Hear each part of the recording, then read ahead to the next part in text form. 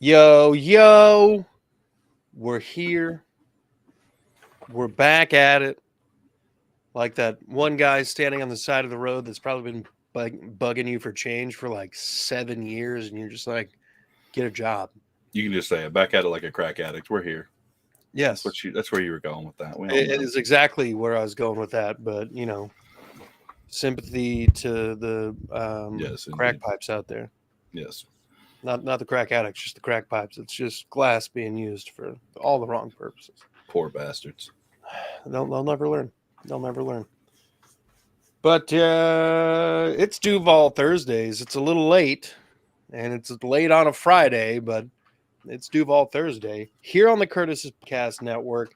Here, as always, Glitter Kitty Tamer, the mountain man of Duval County. Did he welcome you to the gun show? Because he did me earlier. Look at him. Wow. Duval's finest. The regular Jags fan on the channel here. And we're gonna have a good one tonight. We're gonna have some fun. Isaiah, how you been, bro? I've been pretty good. How about you? Oh, just trying new stuff out. Ooh, that's bright. Oh yeah, it'd be bright. It'd be bright. Yep. But we out here, and we got a whole new setup. We're going live for every podcast forever now, until I find a reason not to. Yeah. But this is nice. I'm hyped for this. You like the new setup? I do. The StreamYard's pretty dope. And yeah, I like it. I'm just happy to be here. I feel you, bro. Hmm? I feel you. So the Jags has like anything happened lately? I mean, new stadium. Well, renovations to old stadium, making it basically a new stadium. Shad Khan is currently negotiating with the city of Jacksonville to where they'll pay roughly 3/4 to a half of it, and he'll pay the rest. He might be a little more open to paying more of it if it was like he's building his own stadium, but he's not. He's only getting a remodel on it. He can't do a whole new stadium, so we'll see. Even a reporter asked him, like, why are you asking the city of Jacksonville to pay $1 million? He's like, are you the one doing the negotiations for the city? And he was like, no. He's like, well, then we'll just leave it at that, won't we? And I was like, all right, Shad Khan, I see you.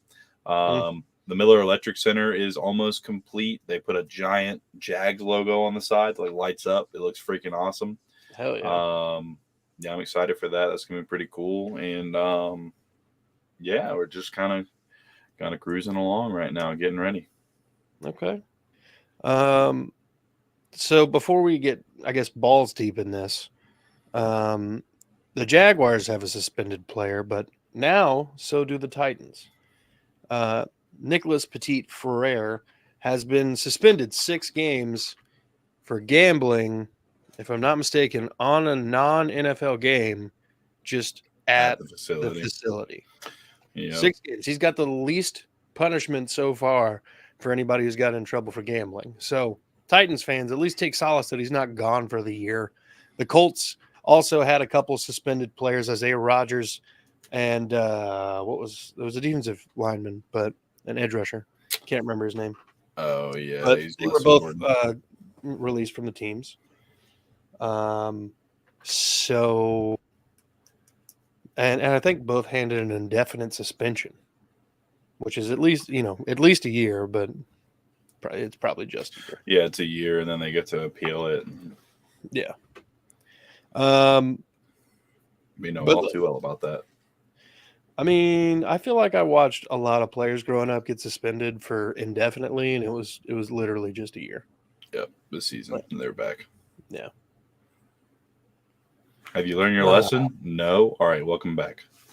Hashtag Josh Gordon. Folks, go ahead and hit the like, subscribe button. We're trying to grow the channel. Wherever you're at, go ahead and hit the like, subscribe button. So Cam Robinson has been suspended. And was this for Peds? It was for Peds. 4 games for Peds. Okay, so gambling is worse than performance-enhancing drugs. Yes. Interesting. I'm assuming that it only being 4 games more than likely means that it was something he was taking for recovery or something like that, or like it probably wasn't anything like steroids or anything. It was probably like something you're not supposed to have that was in something he was taking, like supplemental vitamins or different stuff. So probably, so I was gonna say, so probably in that same vein is like when Rashawn Mathis got in trouble for it. Do you remember probably that? Yeah. Because he and his wife were just trying to have another kid, and so he was taking this stuff that like boosted his testosterone and it made him fail for peds. Yep. And there was who else was it? There was somebody else more recently. I can't remember who, but like there was literally something that they're they went to the doctor for recovery for a knee injury, and they subscribed it to him, and he didn't know what was really in it. He didn't have his people check it out first and started taking it, and then afterwards realized, oh, it's DeAndre Hopkins, wasn't it? Didn't he get? He was the one that was saying during his suspension that it was something that his doctor had given him to get over a leg injury.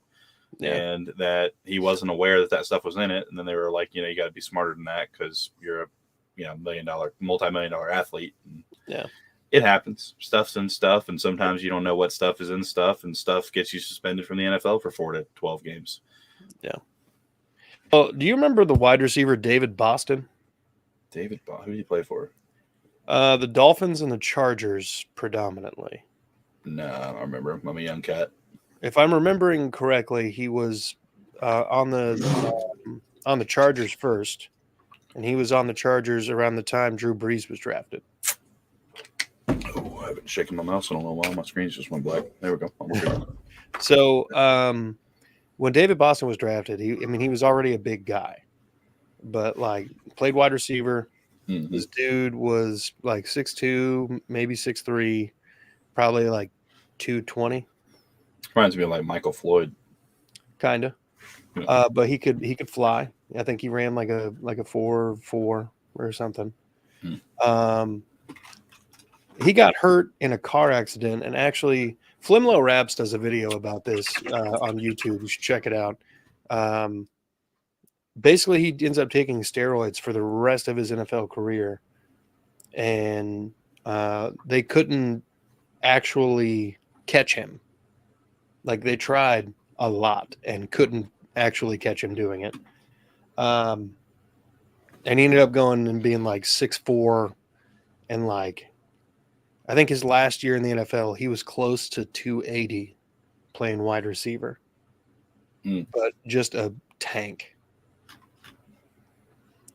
But yeah, probably a not that severe, but probably a similar. Yeah, let's see. 6'2", 240 is what I'm seeing here. Okay. That's as big as? Yeah, that's insane. That's just what it's showing on his profile from ESPN. So I mean that should be his last year's numbers, but you never really know. Yeah. I mean there was a definite growth within the man. Being 240 is definitely a lot at wide receiver. Yeah. Okay. So you were saying about Cam Robinson before I interrupted and went on that tangent? Oh, you're good. I'm just, I don't think it was anything like he was juicing up or anything. I think it was just something in a supplement he was probably taking for recovery or something that he wasn't paying attention to. And, some of those guys don't even hire dietitians or anything to actually look at what they're taking before they take it. So it happens. But he does get injured, like knee injuries especially. So, I mean, could have been something. I don't know. Hopefully Walker Little is playing well, and we've got a trade for Cam Robinson to go somewhere else as soon as he gets back. Because, we're paying him a lot of money to be the top 16 tackle, and he's not 1 through 10. So, he might not even be 1 through 16. He might be 16 through 20. It's just he's all right. So, yeah, it's just one of those things, Yeah. It do be one of those things. So, do you think this is his last year with the Jaguars? I hope. Do you think he comes back and the Jags trade him? I think he's going to get traded before the trade deadline, especially with us signing Josh Wells in the offseason. I think he's a solid swing tackle. Anton Harrison's starting at right tackle. Walker Little's going to get a full off season at left tackle for once, so I think we'll be good on that. I don't see any reason to keep Cam Robinson around at $20 million a year whenever he's not that good. Yeah, we just got desperate when we signed him. Very true. I mean, it's not every day you can find even an average left tackle. Just ask the Titans. No. So, let's do a quick edition of King's Court, and then we'll get into some fun would you rathers. Yes, sweet. Off the top of the dome, would you rathers? Okay. People are like, where do you come up with this? Right there. In the dome. Off the top. That's why some of them suck, but it's okay. I feel like most of them suck, but would you rather have peak Antonio Brown or peak Antonio Brown? It's like, peak Antonio Brown on this one. Like, would you rather have peak Antonio Brown or mentally broken Antonio Brown? What am I trying to do? Like, what's the scenario here? Like, am I trying to like sexually harass women, or am I trying to win a Super Bowl? Like, which one's? Because I mean, that's two depends on your game. Because he's good at both. All right. So in King's Court, the King's Court, in Duval Nation, I wanted to hear who you thought might have the best position groups in the AFC South 1 to 4, like each team, right? All right. So, let's do one we probably don't talk about much. Let's do the tight end groups. 1 through 4, 1 obviously being the best. Where would you rank the AFC South's tight end rooms? I mean, of course, Jacksonville at number 1 because I'm a Jags fan. I think that Chig Okonkwo could be better than Evan Ingram. Setup looks awesome. You guys have a good night. You too, Bryce. Thanks, man. Boy, Bryce. But yeah, so I mean, I would say Jacksonville at number 1. Evan Ingram's the most proven of the group, and then we've got the new kid on the block, Brenton Strange. I got it right for once. Anyways, so we got Brenton Strange in there, and then Luke Farrell. He's a little more underrated than people give him credit for because he's not a big target. He's a really big run blocker. I think he graded out like a 70 something like 76 in run blocking last year, which is really good for a tight end, especially. So I mean, I would say Jacksonville at number 1. I would say probably the Texans at number 2. Because of adding Dalton Schultz, who's, he's a little better than I give him credit for normally, but I think, he's pretty good. I just don't really know many people behind him as of right now. And you guys have like Brevin Jordan and I think Aikens left, didn't he? Yeah. Yeah, TQ. And then I would say the Titans, which I think Chig Okonkwo could be really good if they give him more targets. Yeah. Actually use him like a tight end rather than just a blocker. And then Colts last. I think that what's his name? Oh goodness. For the Colts? Yes, the guy. Grayson? No, that's not right. He's fast. He's tall. Yeah, he's like 6'8". Jeff is somewhere just like, come on, it's this guy. Yeah, I know, right? Colts tight end. Hold on. We're all doing a Googles right now. Yeah. They still have Moali Cox. Good Lord. Somehow. Jelani Woods. Jelani Woods and Granson, not Grayson. Yeah, Kylan Granson. Is he a rookie or something? Or I think Granson is like not necessarily a rookie, but maybe like a younger player. He's 25, so he might have had a couple extra years of college eligibility or something. But yeah, I put the Colts in last. Johnny Woods is the least tested out of all the tight ends. And there's not really like a big vet like Mo Ali Cox is a vet, but I mean he gets 20 targets a year. He's no Dalton Schultz. He's no Evan Ingram. I mean, even Chig Okonkwo is more of a vet than him at this point in terms it comes to receiving. So, yeah, I'd say Jacksonville, Texans, Titans, Colts. Okay, and I also think it's a pretty fair ranking, honestly. Like, pretty. You know what? I'm gonna do it. I mean, I would say after this season, though, I mean, it definitely could be Titans on top if Chigakonkwo blows up like I think he can. So I think him and Jelani Woods are both really like very. Jelani Woods is more of a raw prospect. Chigakonkwo was a little bit more raw, but he's a little more refined now. But he could be really good if they use him the right way. Okay. Yeah, I mean, he does have a lot of potential. Oh yeah, he ran like what, like a 4.4 or 4.3, something like that. Yeah, so I think it was like a 4.5. He's a big boy, 4.4 or something like that. But he's a big boy. I mean, yeah, he's decent size. I mean, but there's definitely a ceiling in the Titans' offense right now when it comes to throwing the ball. So I just don't know exactly how much to expect. Like a good season from a normal tight end, you're like, oh, cool, 50 catches, 700 yards. But for the Titans, you're like 35 catches, 472 yards. Awesome. Yep. And, of course, if we can stay healthy. But I had to go full screen. Call out any comments we get because it was too bright. I had to go full screen. That's fine.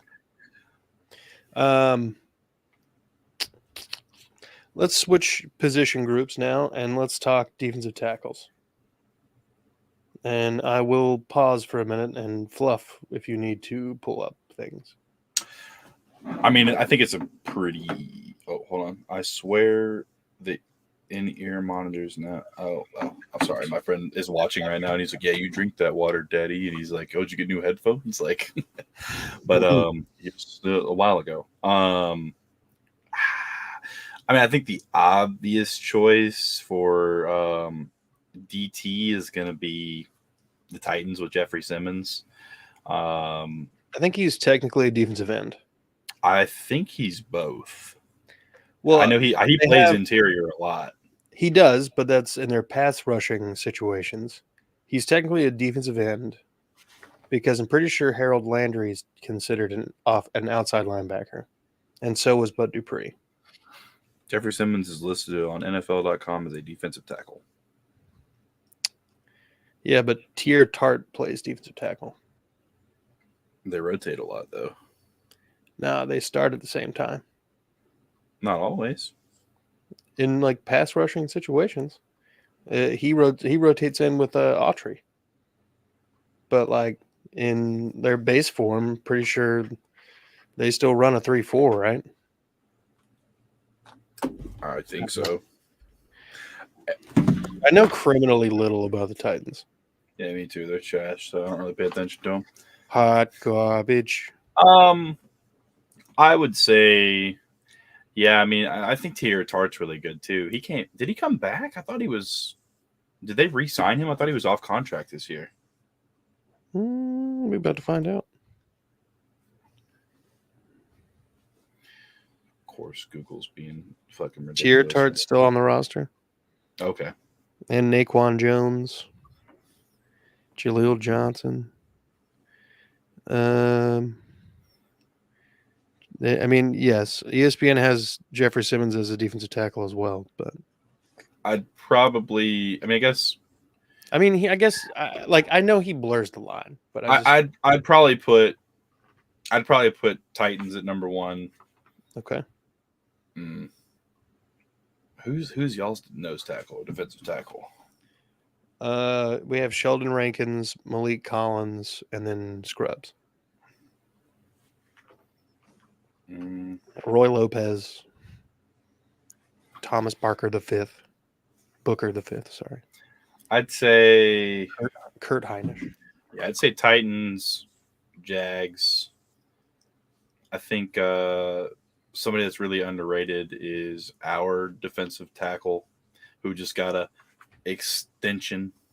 The man, the myth, the legend, the Ohio State product. Devon Hamilton, that's his name. I knew that the whole time. I definitely did not blank out on it. Yes, Devon Hamilton. We still got Foley Fatakasi. We got, Jeremiah Ledbetter. We got a couple guys, Yeah. I'd say probably Texans in third and Colts last. How is the Colts have DeForest Buckner? Buckner's a defensive end. I don't think so. I'm pretty sure. Do they run a 4-3 or a 3-4? I'm pretty sure they run a 3-4, and he's a No, it's a defensive end. 4-3. Do they run a 4-3? Yeah, they run a 4-3. Because Grover Stewart and DeForest Buckner are defensive tackles. I'm about to pull up the thing, but I know I'm going to be fucking wrong again. No, it doesn't. No, they have him listed as a DT. Yeah, and Taven Bryan. Oh, they got Taven Bryan now. Yeah, The Browns only kept him for a season. Yep. If they've got DeForest Buckner listed, I'd say probably Titans, Colts, Jags, Texans. Yeah, because I think Sheldon Rankins is over the hill at this point, and then kind of the rest of your stuff is a little more untested. Untested is a stretch. They played for a good portion of the year last year, all of them. And That's I mean, true, I was just he got hurt, wasn't he? Malik. Yeah, Yeah, like Collins. Collins does well when he's in, but if he just can't stay healthy. If he's in is the key point there. Yeah, I mean, I think he missed like 6 or 7 games last year, but he did well enough in the however many games he did play to warrant an extension. So for whatever that's worth. Yeah, I mean, I would probably go Colts, Titans, Jags, Texans. Really? Colts over Titans? Yeah, because DeForest Buckner and Grover Stewart are a better 1-2 than Jeffrey Simmons and Tierra Tart, in my opinion. Interesting. I mean, Tierra Tart is, a slightly above average kind of player, whereas Grover Stewart is definitely an above average player, and DeForest Buckner is obviously, pretty solid in his own right. Roy Robertson Harris had a pretty solid season last year. Yeah. How did he do? He would hit a 66.1 overall defensive grade. Yeah. Pretty decent. Pretty decent. Yeah. Tyson Campbell, Josh Allen was technically our highest rated player, but he fucking didn't get home much, so whatever. Be like that. It do be like that indeed. All right. All right. Would you rather have the Texans defensive tackles or the Colts tight end room?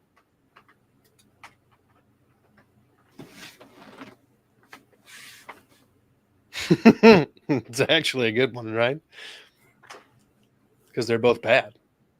Yeah. It's like, which poison do you want to eat? This one or this one?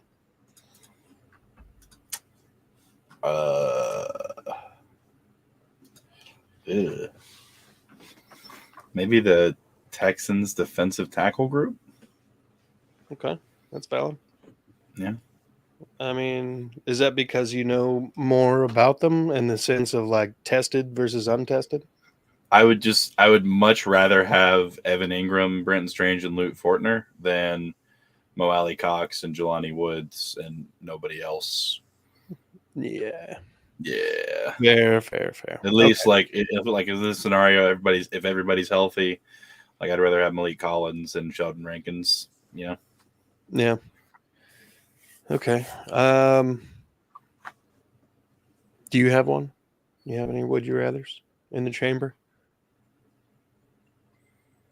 No. Okay. No, not really. Okay.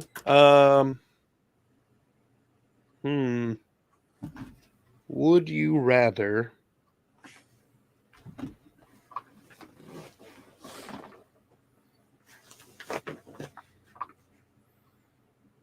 Oh man, I came up with one of these because I do these all the time at work, and that's why I think I'm going to be good at them later. But I rarely am. Okay. I'm trying to remember one that I said earlier. It was like, would you rather be in an elevator, trapped in an elevator with 6 people who are smelly, just really putrid smelling, and somebody keeps farting, you're going to die in this room, in the elevator, okay? Or be in the submarine that just went missing, knowing you're going to die with your least favorite ex. Submarine. Immediately? Oh yeah, 100%. Because you're gonna suffer in the elevator. The submarine, as soon as it fucking goes, it goes. Like, Yeah. yeah, like if you're already gonna die in the elevator, I'd rather have a quick death. And I get to take my least favorite ex with me. Let's go. Ridding the world of problems. I get to save so many lives by picking that option. Shouts out to all our least favorite exes.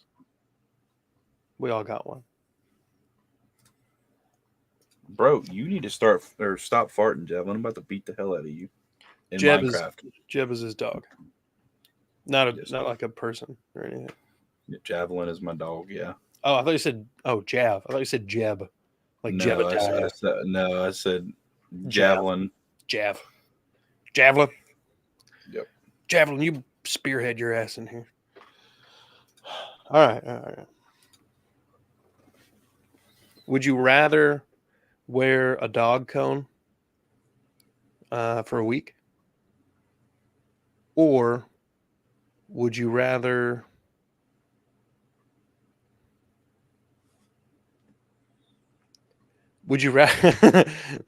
this one's annoying.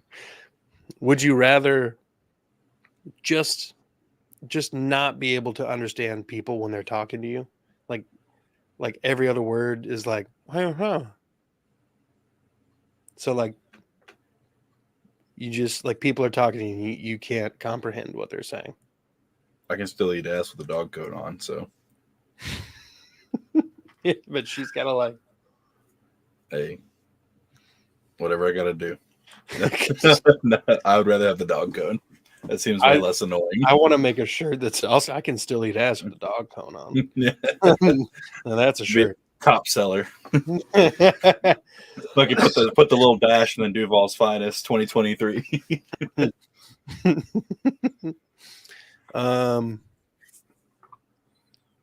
Would rather Trevor Lawrence cuts his hair or I'm trying to think.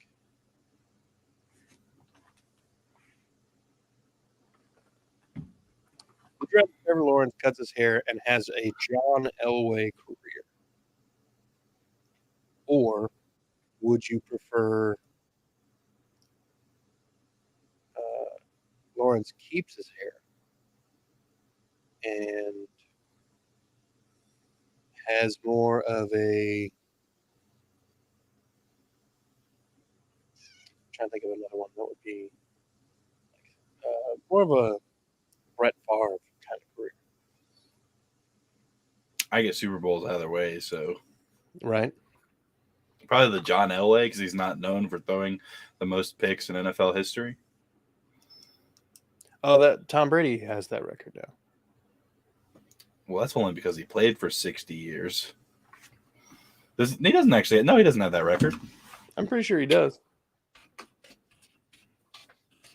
Ain't no way. I mean, he played for 23 seasons. I'm pretty sure he has that record. I mean, I know Favre was throwing hella picks, but like Favre was over like 400. No. Yeah, Brett Favre was number one with 336. Really? That's a lot of picks. That's a lot. Who was behind him? Phillip Rivers and Chad Pennington? Let's see. No, I feel like an ass. Now it's showing me like by year. It's not showing me the whole full list of by career. Hold on. That's whack. I think I use a different fucking page. Come on, people, get your shit together. Dude, Paul Krause threw 81 in the season and still didn't.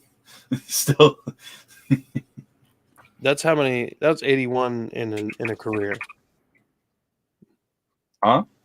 You said Paul Krause had 81 in a year. Or was that? That's definitely not a career. That's the guy who has the career record for most interceptions. by a defensive player. Yeah, that should have Rod Woodson should have gave that one away. I'm over here fucking thrown. Let's throw that one in there. That one's important. I'm just all over the place over here. It's all right. Yeah, Tom Brady's not even top 3. That's whack. Yeah, Maybe Brett Favre 336. Then it's Dan Marino at 2, or Dan Marino. Oh no, this is 4. So Peyton Manning and Dan Marino are tied at 276 and 4th. And then 3 is Fran Tarkenton at 283. Damn. George Blando at 294 at number 2. And then Brett Favre at 366 at number 1. I guess that includes playoffs or something. Maybe. It doesn't really matter either way. No, it doesn't. You were right. You were right. I guess he's the GOAT for a reason. That hurt to say. All right. Would you rather Tom Brady buys the Jacksonville Jaguars, I'd rather die, or Gisele Bündchen becomes the GM? I'd rather have Gisele Bündchen as the GM. Really? I feel like everybody like, I'm coming to play for Tom. Let's go. Fuck Tom Brady. I mean, yeah, she did. You're coming for Trevor Lawrence, not Tom. That's what she said. Oh, fuck. That's what she said. Maybe.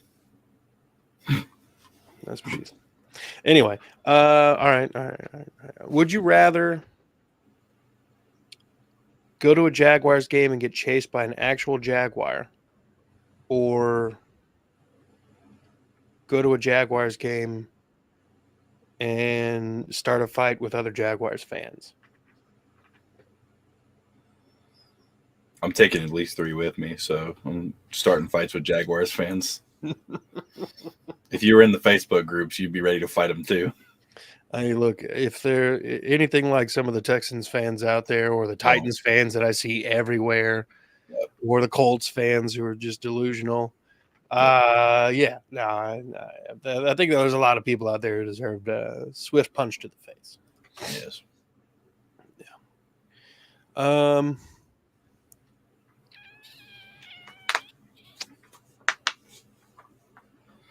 Would you rather have your own pool or have your own hot tub?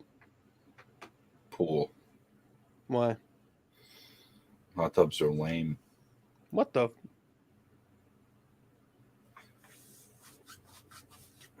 Hot tubs are dope. Hot tubs are lame. For what reason?